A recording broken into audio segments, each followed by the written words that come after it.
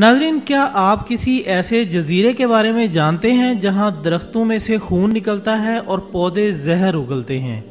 اسی وجہ سے اس خونی جزیرے کو دجال کا جزیرہ بھی کہا جاتا ہے۔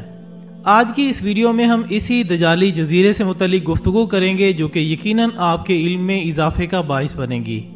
آپ سے گزارش ہے کہ اس ویڈیو کو آخر تک لازمی دیکھیے گا۔ معزز ناظرین، جیسا کہ آپ جانتے ہیں کہ ہمیشہ دجال کا نام برائی کے حوالے سے لیا جاتا ہے،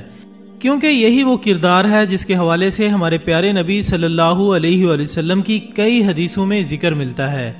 جہاں سے یہ بات پتہ چلتی ہے کہ عالم اسلام کے لیے دجال کا ظہور مشکل ترین اور فتنہ انگیز ہوگا، کیونکہ یہ شیطانی قوتوں کا مظہر دنیاوی طاقتوں سے مالا مال ہوگا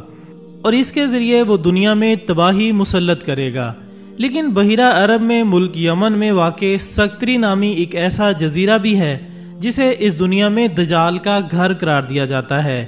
یہ جزیرہ حقیقت میں افریقہ کا حصہ تھا، مگر 50 لاکھ سال قبل جب یہ جزیرہ دنیا کے تمام براعظموں سے جدا ہوا تو یہاں کے نباتات، چرند پرند اور دیگر حشرات دنیا کے ہر حصے سے کافی حد تک مختلف ہو گئے۔ اس جزیرے کی مٹی کو دنیا کی زرخیز ترین مٹی میں شمار کیا جاتا ہے، جس میں نہ صرف اگنے کی طاقت بہت زیادہ ہے بلکہ یہاں پر اگنے والے نباتات دنیا کے دیگر حصوں سے مختلف اور انوکھے ہوتے ہیں، جو کہ دنیا کے کسی اور حصے میں نہیں اگ سکتے۔ ناظرین، اس جزیرے میں ایک خاص قسم کا درخت بھی پایا جاتا ہے جس کو ڈریگن بلڈ ٹری بھی کہا جاتا ہے، جبکہ مقامی لوگ اس درخت کو دم الاخوین کے نام سے بھی پکارتے ہیں، جس کا مطلب ہے دو بھائیوں کے خون والا درخت۔ یہاں سب سے خوفناک اور حیران کن بات یہ ہے کہ اس درخت کے تنے سے خون کے رنگ کا ایک رس نکلتا ہے، جس کو دیکھ کر ایسا محسوس ہوتا ہے کہ جیسے درخت سے خون نکل رہا ہو۔ اسے دیکھ کر لوگ خوف زدہ ہو جاتے ہیں اور اس درخت کے قریب سے گزرنے کو ممنوع سمجھتے ہیں۔ اس کے برعکس اس علاقے کے بعض لوگوں کا کہنا ہے کہ اس درخت سے خون نما نکلنے والی اس گوند کو ماضی میں مختلف کاموں کے لیے مقدس سمجھ کر استعمال کیا جاتا تھا، اور حالیہ دور میں بھی اس کا استعمال کاسمیٹکس اور مختلف ادویات میں کیا جاتا ہے۔ اس کے علاوہ اس جزیرے میں ایک اور انوکھا پودا بھی پایا جاتا ہے جسے بوٹل ٹری کے نام سے پکارا جاتا ہے۔ اس کا تنا نیچے والے حصے میں بوتل کی طرح چوڑا ہوتا ہے، جبکہ اوپر جاتے جاتے یہ پتلا اور نازک ہو جاتا ہے۔ اس پودے پر لگنے والے پھول اتنے خوبصورت ہوتے ہیں کہ ان کو صحرائی گلاب بھی کہا جاتا ہے۔ لیکن دوستو، یہ پودا شدید زہریلا ہوتا ہے، یہاں تک کہ اگر وہاں کا کوئی شخص لا علمی میں بھی اس پودے کو ہاتھ لگا لے تو اس کے ہاتھوں پر گہرے زخم بن جاتے ہیں۔ صرف یہی نہیں بلکہ اس جزیرے میں تقریباً 700 ایسے مزید نباتات پائے جاتے ہیں جو کہ دنیا کے کسی اور حصے میں نہیں پائے جاتے۔ معزز ناظرین، اسی طرح اس جزیرے سے کچھ دور ایک ایسا دریا بھی ہے جس کا پانی ہر وقت ابلتا رہتا ہے، لیکن ماہرین ہمیشہ اسے ناممکن قرار دے کر رد کرتے آئے تھے، مگر اب پہلی دفعہ جیو فزکس کے ایک ماہر نے اس دریا کو اپنی آنکھوں سے دیکھنے کے بعد اس ناقابل یقین کہانی کو حقیقت قرار دے دیا ہے۔ انہوں نے اس بات کی تصدیق کی ہے کہ اس دریا کا پانی 200 ڈگری فارنہائٹ پر ابلتا رہتا ہے، اور اس کے کنارے پر ایسا محسوس ہوتا ہے کہ جیسے آپ کسی ایسے حمام میں ہوں جہاں بھاپ سے گرمائش کا کام لیا جاتا ہے۔ ان کا مزید کہنا تھا کہ اس طرح کا درجہ حرارت قدرتی آتش فشاں وغیرہ میں تو ہوتا ہے، مگر کسی دریا کے پانی میں ایسا ہونا انتہائی غیر معمولی ہے۔ یاد رہے کہ اس کے پانی کا درجہ حرارت 200 ڈگری فارنہائٹ ہے، جو کہ ایک عام کافی کے کپ سے بھی زیادہ گرم ہوتا ہے، جبکہ ماہرین کے مطابق اس دریا میں اپنا ہاتھ ڈالا جائے تو آدھے سیکنڈ میں 3rd ڈگری کی حد تک تو جل جائے گا، اور اس میں غلطی سے گر جانے پر موت سے بچنا ناممکن ہے۔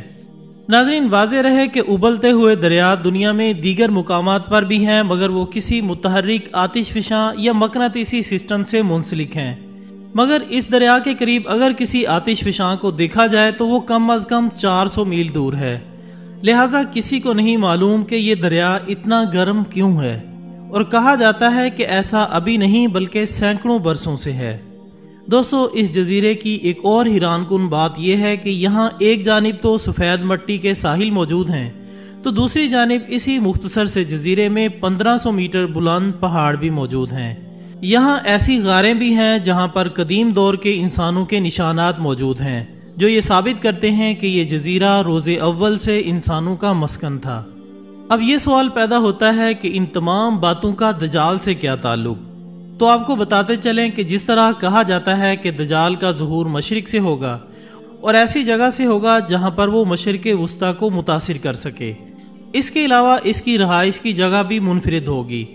تو ان تمام نشانیوں کے سبب لوگ اس جزیرے کو دجال کے جزیرے کے نام سے پکارتے ہیں اور اس جزیرے سے انتہائی خوف کھاتے ہیں۔ ناظرین، اس بات میں کوئی شک نہیں کہ دین و مذہب کے حوالے سے جن کرداروں کے بارے میں بہت سی آراء سننے کو ملتی ہیں، ان میں سے ایک کردار دجال کا بھی ہے۔ دجال کو بہت سے لوگ ایک فرضی کردار سمجھتے ہیں، جبکہ بہت سے لوگ اس کو ایک علامت یا تمثیل سمجھتے ہیں اور دجال سے متعلق ملنے والی معلومات میں تعویل کرتے ہیں اور اس کو ایک شخصیت یا کردار کے طور پر تسلیم نہیں کرتے۔ بعض لوگ دجال کو ایک نظام کے ساتھ تعبیر کرتے ہیں اور اس کے خاتمے کے لیے کی جانے والی کاوشوں کو بھی ایک نظام کے ساتھ مربوط کرتے ہیں۔ ناظرین، یہی وجہ ہے کہ رسول اللہ صلی اللہ علیہ وآلہ وسلم نماز میں بھی اس فتنے سے بچنے کی دعا فرماتے تھے اور صحابہ کرام رضوان اللہ علیہم اجمعین کو اس حوالے سے متنبہ کیا کرتے تھے، جس کا مقصد اپنی امت کو اس فتنے سے بچنے کی طرف رغبت دلانا تھا۔ اس حوالے سے صحیح بخاری میں ایک حدیث ہے کہ رسول اللہ صلی اللہ علیہ وآلہ وسلم نماز میں یہ دعا پڑھتے تھے جس کا ترجمہ ہے: اے اللہ، قبر کے عذاب سے میں تیری پناہ مانگتا ہوں، زندگی کے اور موت کے فتنوں سے تیری پناہ مانگتا ہوں، دجال کے فتنے سے تیری پناہ مانگتا ہوں، اور اے اللہ، میں تیری پناہ مانگتا ہوں گناہوں سے اور قرض سے۔ اس فتنے کی سنگینی کے حوالے سے صحیح بخاری میں ہی یہ حدیث ہے کہ نبی اکرم صلی اللہ علیہ وآلہ وسلم نے ارشاد فرمایا: مجھے وحی کے ذریعے بتلایا گیا کہ تم قبر میں دجال کے فتنے کی طرح، یا یہ کہا کہ دجال کے فتنے کے قریب ایک فتنے میں مبتلا ہوگے۔ معزز دوستو، دجال کے کردار اور اس کی شخصیت کے حوالے سے پائے جانے والے الجھاؤ اور اس مسئلے میں صحیح موقف کو اختیار کرنے کے لیے ہمیں احادیث طیبہ سے رجوع کرنا چاہیے۔ جیسا کہ صحیح بخاری میں حضرت عمر رضی اللہ تعالیٰ عنہ سے روایت ہے کہ رسول اللہ صلی اللہ علیہ وآلہ وسلم نے صحابہ کرام کو خطاب فرمایا۔ آپ نے اللہ تعالیٰ کی ثنا بیان کی جو کہ اس کی شان کے لائق تھی، پھر دجال کا ذکر فرمایا اور فرمایا کہ میں بھی تمہیں اس کے فتنے سے ڈراتا ہوں۔ کوئی نبی ایسا نہیں گزرا جس نے اپنی قوم کو اس فتنوں سے نہ ڈرایا ہو۔ حضرت نوح علیہ السلام نے بھی اپنی قوم کو اس سے ڈرایا تھا، لیکن میں اس کے بارے میں تم سے ایک ایسی بات کہوں گا جو کہ اس سے قبل کسی نبی نے اپنی قوم سے نہیں کہی، اور وہ بات یہ ہے کہ دجال کانا ہوگا اور اللہ تعالیٰ اس عیب سے پاک ہے۔ اسی طرح صحیح بخاری میں حضرت ابو ہریرہ رضی اللہ تعالیٰ عنہ سے روایت ہے کہ حضور اکرم صلی اللہ علیہ وآلہ وسلم نے فرمایا: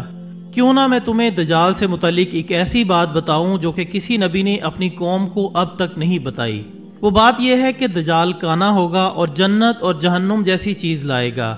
پس جسے وہ جنت کہے گا در حقیقت وہی دوزخ ہوگی، اور میں تمہیں اس کے فتنے سے اسی طرح ڈراتا ہوں جیسے حضرت نوح علیہ السلام نے اپنی قوم کو ڈرایا تھا۔ ناظرین، بیشتر علماء کرام کا ان حدیث مبارکہ کو پڑھنے کے بعد یہ کہنا ہے کہ دجال ایک حقیقی کردار ہوگا، اور اس ضمن میں تمام تمثیلات اور تشبیہات کے حوالے سے جو بھی باتیں کی جاتی ہیں وہ درست نہیں۔ آخر میں دعا ہے کہ اللہ تعالی ہم سب کو ایمان پر زندگی بسر کرنے اور ایمان پر ہی موت عطا فرمائے، اور ہم سب کو دجال کے تمام فتنوں سے اپنی حفاظت میں رکھے، آمین ثم آمین۔ اسی دعا کے ساتھ ہماری آج کی اس ویڈیو کا اختتام ہوتا ہے۔ ہم امید کرتے ہیں کہ آپ کو یہ ویڈیو ضرور پسند آئی ہوگی۔ انشاءاللہ بہت جلد دوبارہ ملاقات ہوگی ایک اور اچھی سی ویڈیو کے ساتھ۔ تب تک اپنا، دوستوں، رشتہ داروں اور گردنواہ کے تمام لوگوں کا بہت خیال رکھیے گا۔ اللہ حافظ۔